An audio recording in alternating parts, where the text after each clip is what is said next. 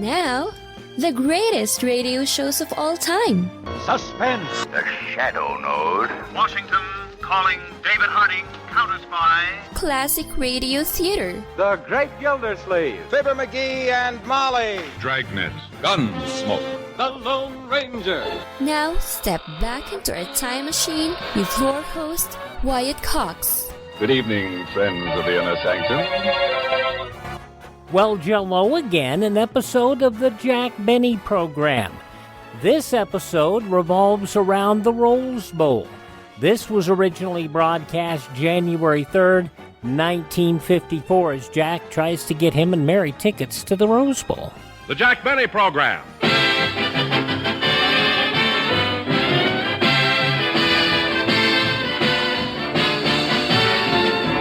Jack Benny with Mary Livingston, Rochester, Dennis Day, Bob Crosby, the Sportsman Quartet, and yours truly, Don Wilson.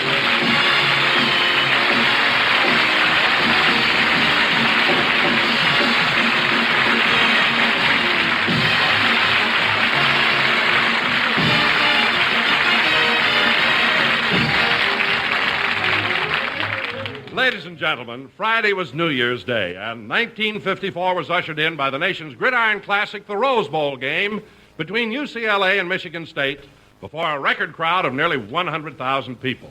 This game always produces statistics that are mulled over by sports lovers for weeks to come. How many yards each team gained by running, how many yards gained by passing, how many passes completed, how many intercepted. Yes, even the star of our show has been stunned by the amazing figures compiled by this football classic. 100,000 people at $5 apiece.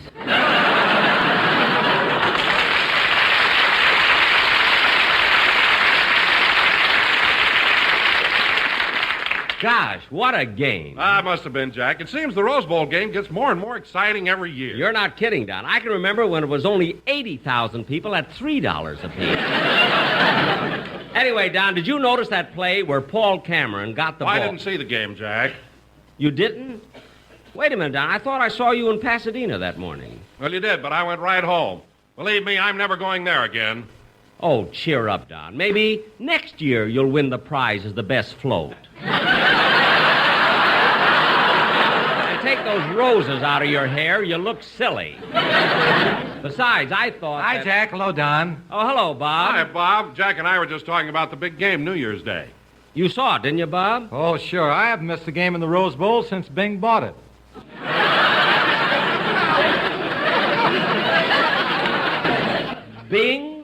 Bing bought the Rose Bowl? Well, not exactly. He bought Pasadena, and they threw that in. Oh, well, Bob, as much as I like your brother, we're supposed to be doing a radio program. Now, get your band ready. Jack, what kind of program we're going to do today? Well, Don, since this is our first show of the new year, I thought maybe we ought to do a sketch based... Oh, hello, Mary. Hi, Jack. Hi, fellas. Hello, Don. Hello, Mary. Glad you're feeling better. Yes, Mary, it's certainly good to have you back on the show. Huh? Well, Jack, I hated to miss last Sunday's program, but I had that thing that's been going around, Virus X. Yes, I know. That's why I sent over my doctor. Some doctor. Why, what's wrong? I've got news for you. He's a horse doctor. He is not a horse doctor. He isn't, eh? When he got to my house, he threw a blanket over me and walked me around the room to cool me off. No. When he started to braid my hair, I threw him out. Oh, well, and that explains it. You know, one day I called him up and told him my ankles hurt, and he sent me over 4 bandages. Well, anyway, Mary, didn't my doctor give you any advice at all? Yes. He told me I had Virus X and I shouldn't run tomorrow. Mary, I'm trying to be serious. What did he really tell you? Well, he said it wasn't dangerous, gave me a prescription, and charged me $10. Oh. And he told me that 300,000 people had Virus X. 300,000 people at $10 a... That's even better than football. Jack, what are you mumbling about? Nothing. Now, come on, this is our New Year's show, so let's get on with it. Hey, by the way, have any of you kids made your New Year's resolutions? I have. Oh, you have done? Yeah, I made a resolution to cut my food in half. Well, I'm glad to hear that. It isn't good manners to take a whole turkey and stuff it in your mouth. I seen you do it, you know. No, Jack. I'm serious about losing weight. I've given up bread, butter, and potatoes. Don, if you ever stop eating potatoes, Idaho will secede from the Union. And speaking of resolutions, I hope that Dennis Day resolves not to annoy me anymore with those... Hey, by the way, Jack, where is Dennis? Oh, he won't be here for the show. He gets sillier every day. He sent me a note saying that he was in the hospital. Stupid kid, expecting me to believe what he told me. Oh, now, wait just a minute, Jack. There's a lot of sickness going around. Dennis could be in the hospital. Having a baby? Say, Jack, do you mind if I don't stay for the whole program? I'd like to leave early. No, why? What do you have to do? Nothing. I just can't stand 30 minutes of this. I don't blame you. Say, Bob, as long as Dennis isn't here, would you consider singing any Many kind times I have wanted... Wait for the orchestra! Oh, I'm sorry. Take it, fellas. What an eager beaver.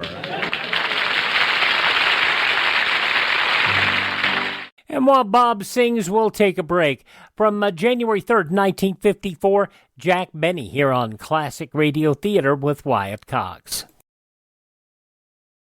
Thanks for tuning in to Classic Radio Theater with Wyatt Cox on your favorite station. Now, more of the Jack Benny program, January 3rd, 1954. That was Bob Crosby singing Many Times. And very good, Bob, very good. And now for an encore, I will sing... Bob, we only need one song. That's all we ever have on a show. One song.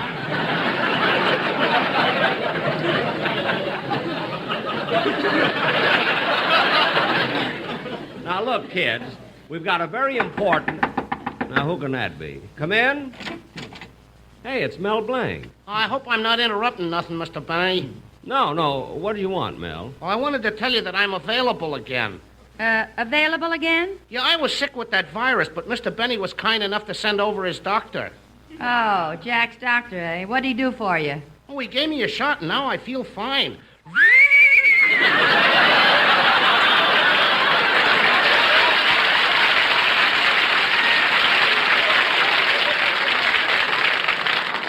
Well, Mel, I'm glad you're better again, and I'll keep you in mind if anything turns up. Huh? Thanks. Oh, just a minute, Mel. Folks, give Mel Blanc a great big hand, will you?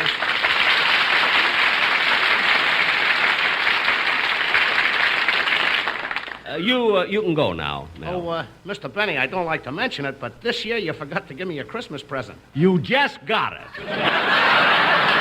So long, Mel. Yeah, goodbye, Mr. Benny.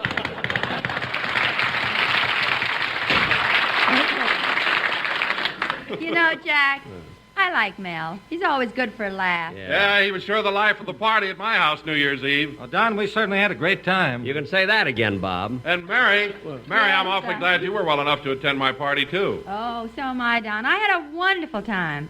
But I haven't had a chance to tell you what happened after Jack and I left your house. Oh, Mary. What happened, Mary? Come on, tell me. Well, you... Mary, it's all over. Now forget about her. I will not. Oh, Mary, Don. don't tell him now, will you? I will. Don, it was about 2 in the morning, and Jack was taking me home.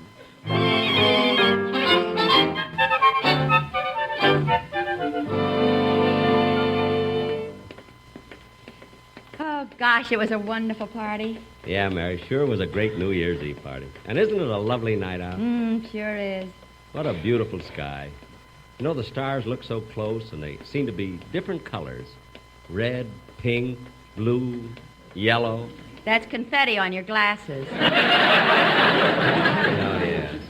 Anyway, Mary, it was certainly a wonderful New Year's Eve party. We sure had a lot of... Pardon me, folks. Pardon me. Huh? What do you think I ought to get my wife for Christmas? Christmas? Mr. Christmas was a whole week ago. This is New Year's. You mean it's already 1949? Look, it's 1954. Oh, my goodness. I better get home.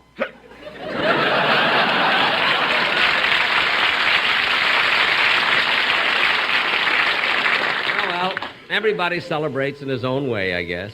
Well, Here's your house. Here's your house, Mary. Yeah. Mary, What is it, Jack? well, since this is the new year, how about giving me a little kiss? Huh? Oh, Jack, let's not go through that again. You always get so emotional. I do not. You do, too. The last time I kissed you, you ran home, threw yourself across the bed, and cried for an hour. Well, I always do when I drink too much. You had one glass of eggnog. Well, somebody spiked the nutmeg.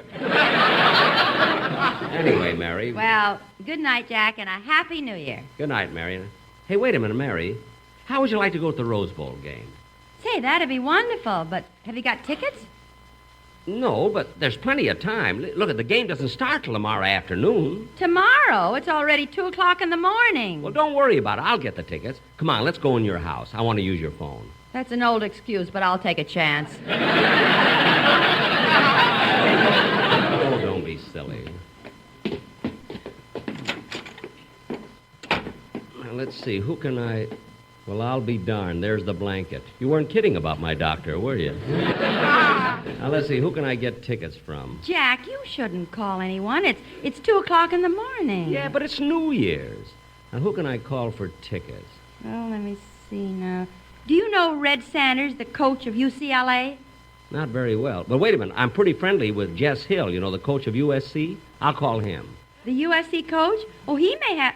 Wait a minute, Jack. You can't call Jess Hill at this hour. He may be asleep. What do you mean asleep? He hasn't slept since the Notre Dame game.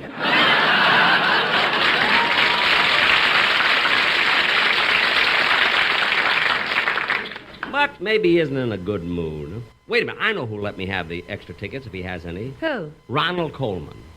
Jack, you wouldn't call Mr. Coleman at this hour. Why not? This is New Year's Eve. Hand me the phone. Yada-dee-da-dum, da-dee-da-dum, da-dum, bum-dee-da-da-dum.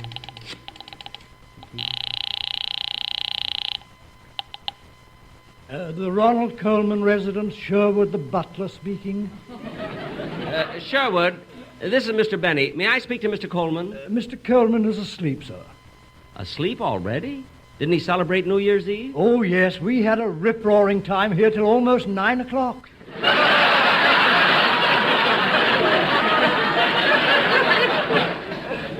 9 o'clock? How could you celebrate the New Year that early? We're on London time, you know. Oh, yes.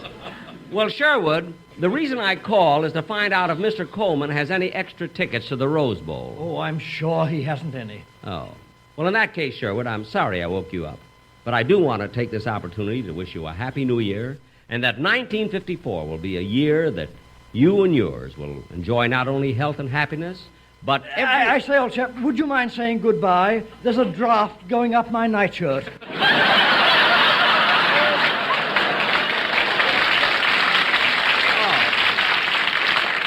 Oh, I'm sorry. Goodbye, Sherwood. Goodbye. Do you have any luck, Jack? No, the Colemans didn't have any extra tickets, but they have cross ventilation. What? Nothing. Jack, it's after 2:30. I'm going to bed. Wait a minute, Mary. I just thought of something. For the Rose Bowl game, they always put about 6,000 tickets on public sale.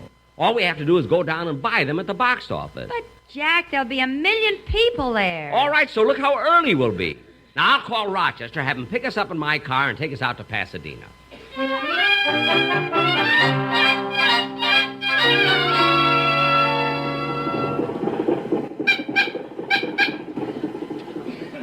Do you think the car will make this hill, Jack? Sure. Rochester, give it a little more gas. Okay.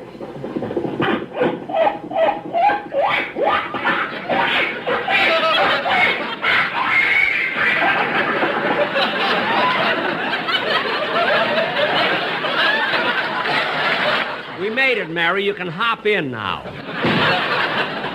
Try to make some time, Rochester. Yes, sir.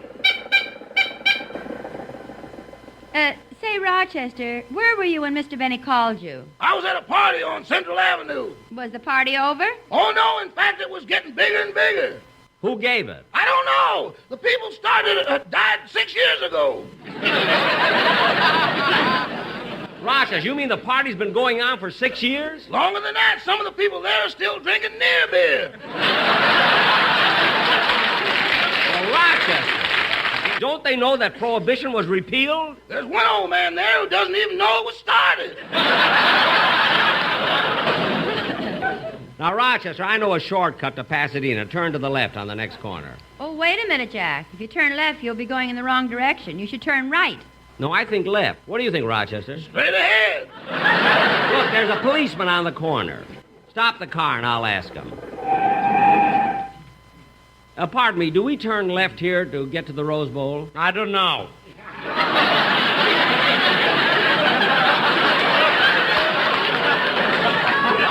Well, will this street take us to Pasadena? I don't know.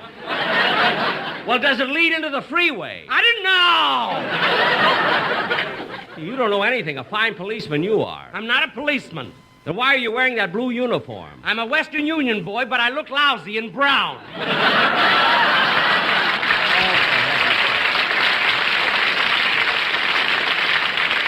Drive on, Rochester, straight down this street, then turn left till we hit the freeway.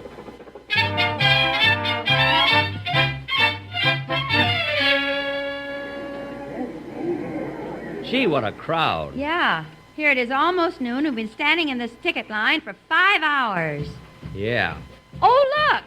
Here comes the Rose Bowl band marching into the stadium. Oh, yeah.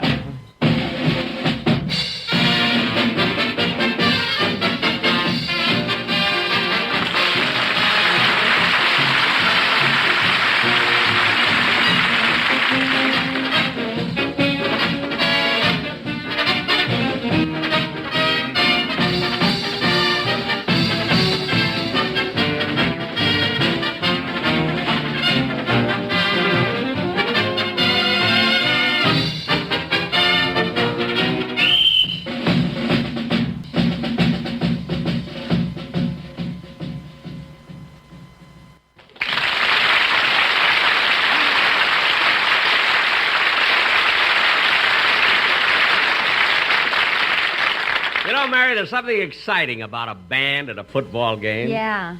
Gee, I wish this ticket line would move. I want to make sure to... Hey, you back there, stop shoving. Wonder how long it'll be before... I said stop shoving. I can't understand, Mary. People go to football games and it brings out the worst. Look, I warned you twice. If you shove me once more, I'll drag you out of line. I can't help it, mister. People are pushing me. I don't care if they are. Jack, control yourself. All right. Lucky for her, she's wearing glasses. Say, Mary, I'm getting kind of hungry. Me too. I think there's a man selling hot dogs over there. Where? Oh, yes. Hey, mister, you with the hot dog. How many is your desire? Why, it's Mr. Kitzel.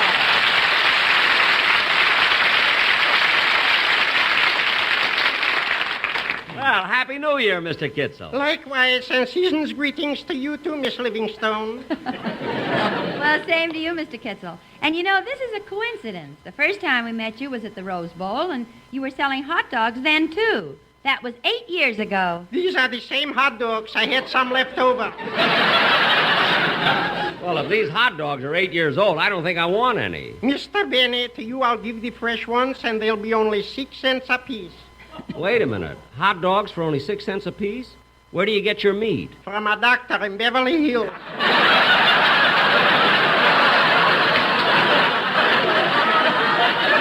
Jack, that must be your horse doctor.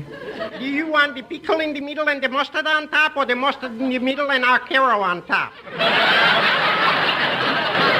Mr. Kitzel, stop making jokes, and here's your money. Thank you, Mr. Benny, and a very happy New Year. Same to you. Same to you.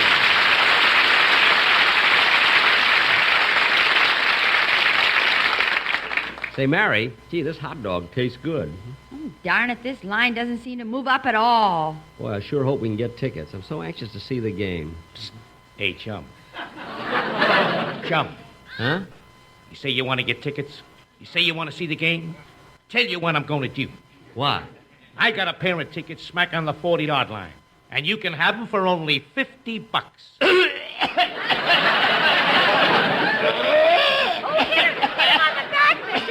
He's choking on man of war. You're darn right I'm choking. Look, mister, you got a nerve charging $50 for a pair of football tickets. That ain't nothing. I heard about a comedian who gives applause for Christmas presents. That's beside the point. Hey, you back there, I warned you 3 times to stop shoving. If you don't, I'll... You'll what? Yeah, he'll what? Well, I guess we'll find out. January 3rd, 1954, Jack Benny here on Classic Radio Theater with Wyatt Cox. The conclusion, along with part 2 of a 5-part Yours Truly Johnny Dollar story, follows these important messages from your favorite radio station.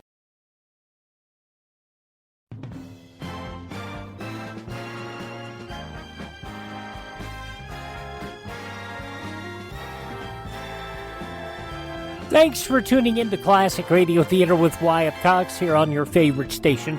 The conclusion now of the Jack Benny program, January 3rd, 1954.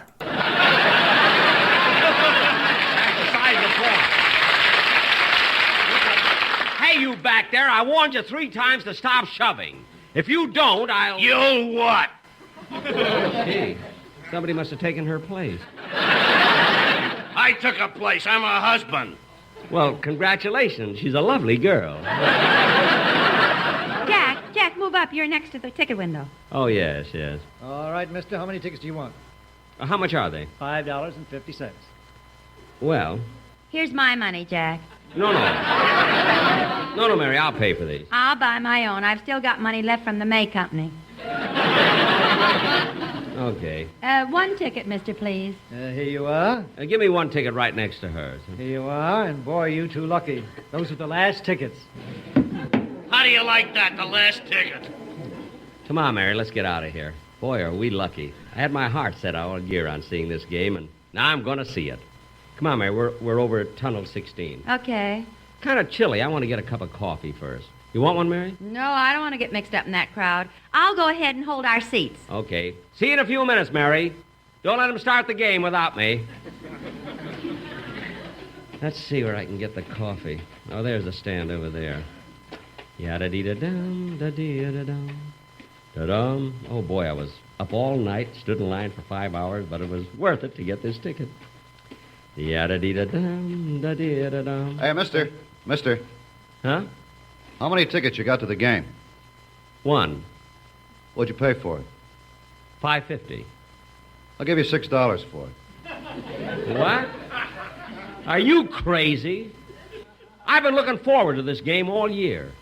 I've been up all night calling people, begging people for tickets.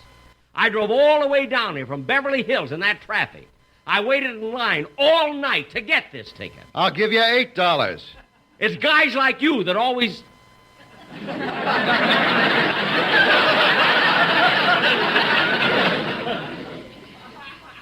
How much?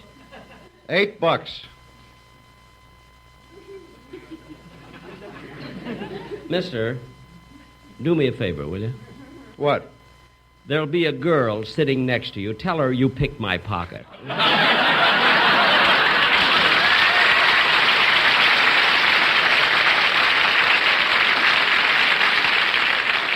Okay, here's your money. Thanks. So long, mister.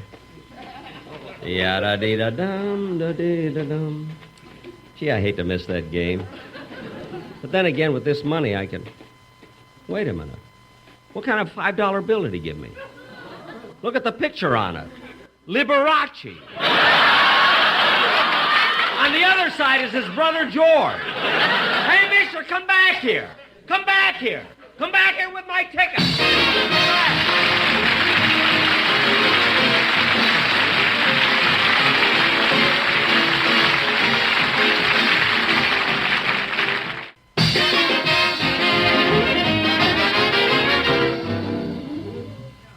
Well, anyway, Don, now you know I'll never go to another football game with Jack. I don't blame you, Mary. That smart guy buying my ticket with that phony $5 bill. I'd like to see him again. I tell him plenty. Well, drop into Ciro's tonight and you can. How do you know he's going to be there? I got a date with him. How do you like that? Good night, folks.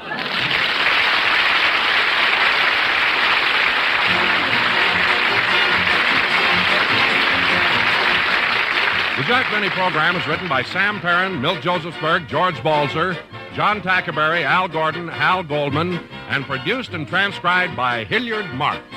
January 3rd, 1954, Jack Benny here on Classic Radio Theater with Wyatt Cox. Now on Classic Radio Theater with Wyatt Cox, part 2 of the 5-part yours truly Johnny Dollar story, The Caylin Matter. This originally broadcast January 3rd, 1956. From Hollywood, it's time now for... Johnny Dollar, Mrs. Caylin. I think Mr. Welch told you I'd be around to see you. Oh, yes. You're the special investigator the insurance company sent out. That's right. Mind if I come in?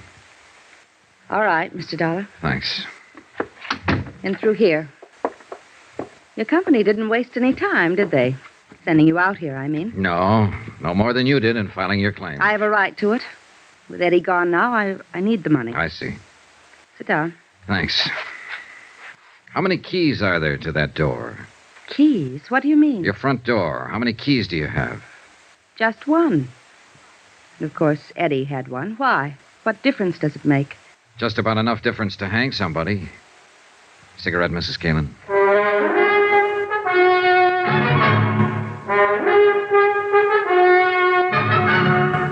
Tonight and every weekday night, Bob Bailey in the transcribed adventures of the man with the action-packed expense account, America's fabulous freelance insurance investigator. Yours truly, Johnny Dollar.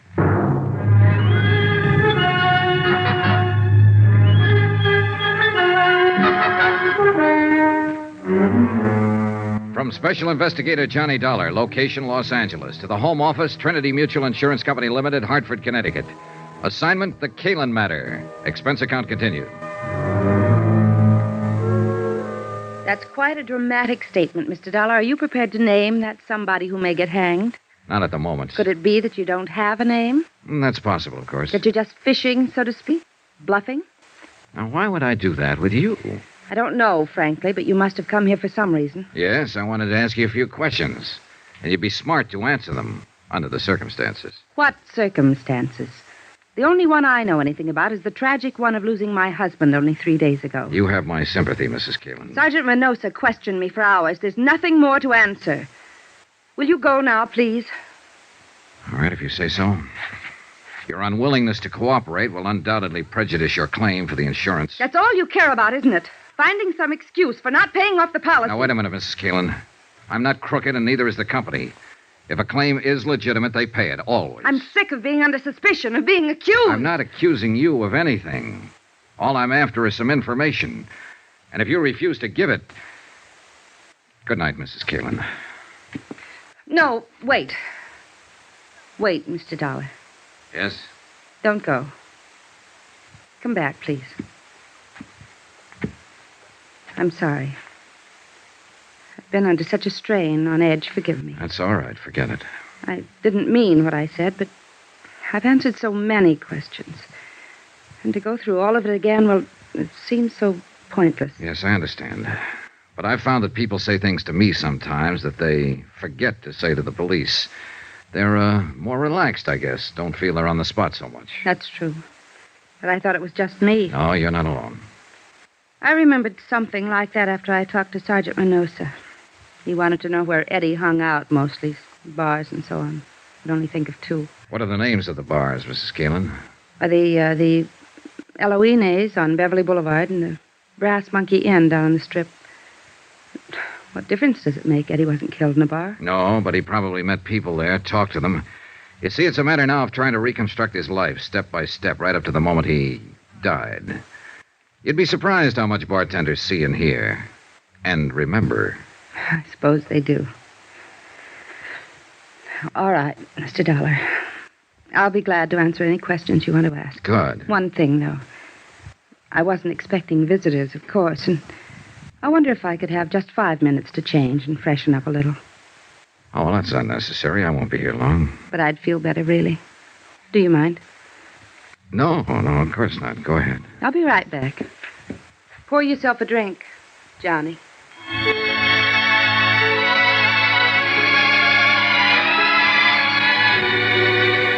I had the drink and waited and got ready to brace myself. I've been through this before. Attack plan number 2, a common garden variety. When you can't beat 'em, join 'em. And when the joiner is a lovely woman, the maneuver usually starts with some paraphrase of, slip into something more comfortable. Why don't you have a drink? And a sudden switch to first names. And it always ends up with, you and I against the world. And, couldn't you forget just one little mistake?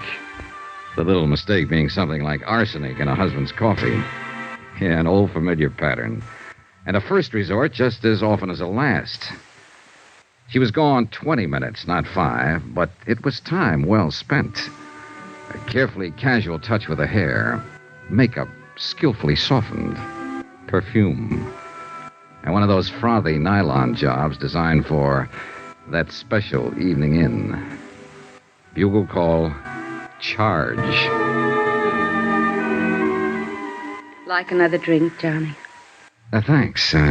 I still have some. I think I could use one. Would you mind? Sure. What do you have? Scotch and soda, please. Thanks for being so patient. I feel better now. More, comfortable, huh? Something like that. Easy on the soda. Right. There you are, Mrs. Caylin. Thanks. Would you do something else for me? Oh, I'd be happy to. But I don't know your first name. Touché. All right. What are your questions? How do you think it happened? I don't know. Not some enemy, because Eddie didn't have any. Just friends. Too many friends. Who are some of them? There's only one who really fits the definition, who's really lasted. His name is Pete Steimer. Pete Steimer. Where can I find him? You can't. Or at least the police haven't been able to. Nobody's seen him since that night. He's had nightclubs off and on, and in between he makes books. What about those other friends, the ones who don't last? They drift in, drift out, depending mostly on whether Eddie had any money at the moment. Of course, there were women. Oh? Showgirls, mostly dancers, strippers, so on. Know any of them? Hardly. Ever hear any of their names? I always made a point not to. Otherwise, I'd have killed him long ago. Did you kill him, Mrs. Caylin? No. Did you love him? That's a good question. I think I'll have to pass it, though. I don't really know. I feel all hollow, smashed up inside over what happened. And yet there were times I'd have killed him myself if I'd had a gun. But there were other times, too, when it was so crazy sweet you wanted to die. Because you knew it'd never be like that again. Yeah, that's the way it was with Eddie. Mad, mixed up. Like watching a 10-ring circus from the front seat in a roller coaster. That's why women flocked around him. That's why they always ran from him later. You didn't run. Could I have another drink? Oh, sure. Were you trying to run when you went up to Arrowhead by yourself? Maybe. We'd had a fight. I ran out and told him I wasn't coming back.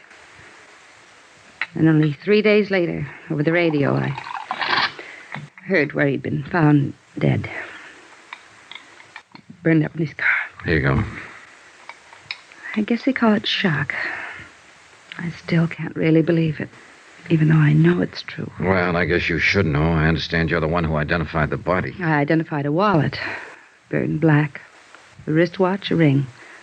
All of them things I'd bought for him. They told me there wasn't anything that could be called a body. Yeah, well, I'm sorry, Mrs. Caylin. I know this is painful for It's all right. Like I said, I can't believe it. Not really. Do you have any other reason for not believing Eddie is really dead? I mean, besides just a feeling. No. No, of course not. What do you mean? What do you mean? Well, it was just a question, that's all. Forget it. But Let's get back for a moment to another question. You said you were sure it wasn't some personal enemy who killed your husband. Then what do you think?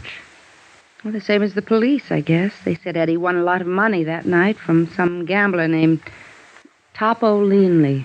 You don't know this Topo Leanley, huh? No, but I suppose that's why Eddie was killed. The money wasn't found, so I guess it was robbery. Did you know about the money? Well, it all happened while I was up at Arrowhead. Anyway, If Eddie ever had any money, I'd be the last one to know about it. He always spent his money where it would show, where he'd get something for it. Laughs, bells, whistles, balloons going up. Not at home. Never. Yeah, I'm sorry. Forget I said that. I hate women who sit around drooling with self-pity. Like you said. I didn't run. I guess maybe I did love him, Mr. Dollar. Is there anything else you... No, I guess not. At least not tonight. You look a little beat. Yes, I'm afraid I am. You'd go around trying to keep up a front, but it's been rough. Yeah, I imagine. Well... That business a while ago, fixing myself up a little. This robe. I just had to do it. There are times when a woman has to feel like a woman. In order to feel anything, even sane. I guess you wouldn't understand, though. And I'm afraid I gave the wrong impression. No. I think I do understand. Now. And I also think I owe you an apology. For what? For walking in here with a preconceived opinion, for being rude, being wrong. I'm sorry. Forgive me. Forgiven. Forgotten. And come back again, please. Regardless. I might. On one condition. Yes? Your first name. Would you mind? It's Lila. Thanks, Lila. Good night. Good night. I caught a flash of movement from the corner of my eye and whirled around just in time to see somebody slip off the corner of the terrace and edge into the shadows of the shrubbery. I stepped off the porch and moved toward the dark hedge of banana and scrub palm. I was watching for a sudden attack, but nothing happened. Then I heard a slight sound on the next terrace level up the slope, a rustle of bushes, an accidental scrape of a shoe on the cement walk, and I slipped along the walk. I stopped at the head of the steps and listened. Nothing. The only way out of the patio to reach the street was to come past me. I started searching. But even though I was on guard, when the attack came, it caught me off balance. All I could see was a dark shape and the glint of metal in an upraised fist. I grabbed the arm and twisted and drove my left into his stomach, and again. He rolled to his knees and raised his right hand, and again I saw the glint of metal. I jumped for him, grabbed his hand, twisted it back, and at the same time I swung my foot and kicked him in the jaw. Johnny! Johnny, are you all right? Yeah, I'm all right. Call Sergeant Reynosa, will you, Lila?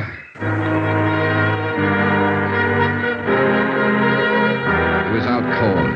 I turned him over on his back and struck a match to get a look at him. He was a big man, stocky, bull-necked, blonde-haired. I slid my hand inside his coat and fished out his wallet and opened it. His name was Topo Leanley.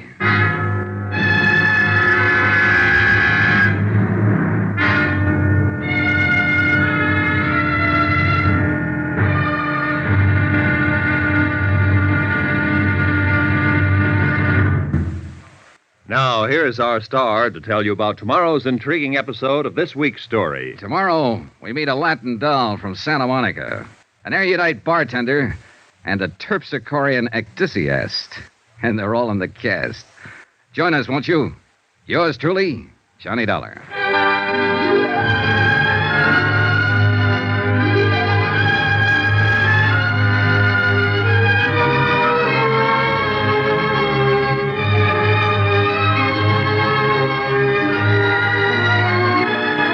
Yours truly, Johnny Dollar, starring Bob Bailey, is transcribed in Hollywood. Written by Les Crutchfield, it is produced and directed by Jack Johnstone. Be sure to join us tomorrow night, same time and station, for the next exciting episode of Yours truly, Johnny Dollar. Roy Rowan speaking.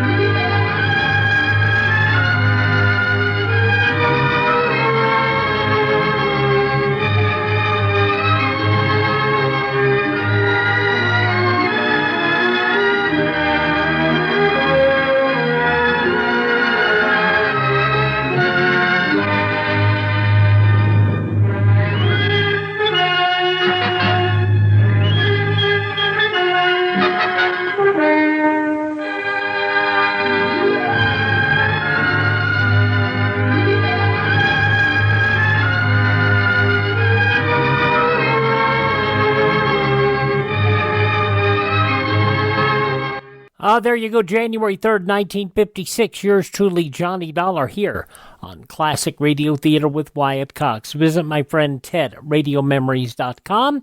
He has a full line of very well-restored programs available there on cassette, CD, or flash drive for your computer.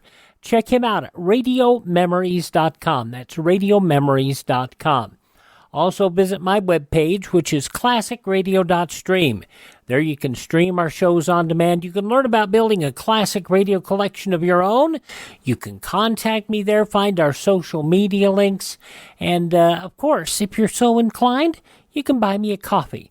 The Buy Me a Coffee money does not buy me coffee because I don't drink coffee. But what it does is we use that money to acquire additional classic radio collections and to keep our distribution channels open. That is at classicradio.stream. Classicradio.stream.